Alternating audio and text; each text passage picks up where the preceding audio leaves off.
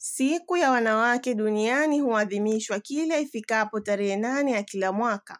Kwa upande wa Zanzibar, siku hii iliadhimishwa tarehe 6 mwezi wa 3 katika viwanja vya Nyamazi, mkoa wa Mjini Magharibi. Kwenye kilele cha siku hiyo, mgeni rasmi alikuwa Rais wa Zanzibar na mwenyekiti wa Baraza la Mapinduzi Dr. Hussein Ali Mwinyi, ambapo aliwaasa wanawake kujitokeza kwa wingi ifikapo wakati wa kuchukua fomu kugombea nafasi mbalimbali za uongozi ili kuongeza usawa kwenye ngazi za maamuzi. Baadhi waliopata bahati ya kuzungumza na STR Online TV wamewahimiza wanawake wenzao kujitokeza kwa wingi katika kugombea nafasi za uongozi ili kuongeza hamasa na kufikia azma ya 50 kwa 50. Mimi kama kijana, kama mwanamke, ningeomba wanawake wenzangu, mabinti wenzangu tujitokeze kwa wingi, kwani hiyo ni haki ya kila mtu kugombea nafasi yoyote ile utakapofika muda mwafaka.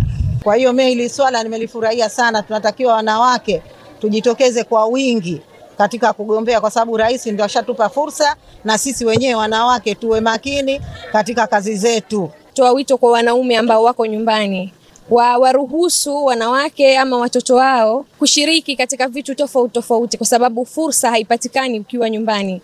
Ukiwa nyumbani huonekani, hakionekani ulichonacho, lakini ukitoka ukishiriki vitu tofauti tofauti unaonekana huyu ana uwezo fulani, huyu ana kipaji gani, huyu ana hiki. Pia wanawake wasikae tu akasema mimi sijasoma au mimi nimesoma hakuna kazi, sijaajiriwa au hivi. Unajua kitu chochote unapokuwa na hamna kushindwa na cha kufanya. Kwa sababu mfano ukiwa tu unakaa nyumbani, hutoki, huendi popote, hushiriki, manake hupati kujua vitu vingine. Lakini ukiwa unatoka unashiriki vitu tofauti tofauti, unaenda kwenye mambo tofauti, peke yake akili inafunguka. Kwa hiyo na washauri wanawake wasikae nyumbani, washiriki na wachangamkie fursa.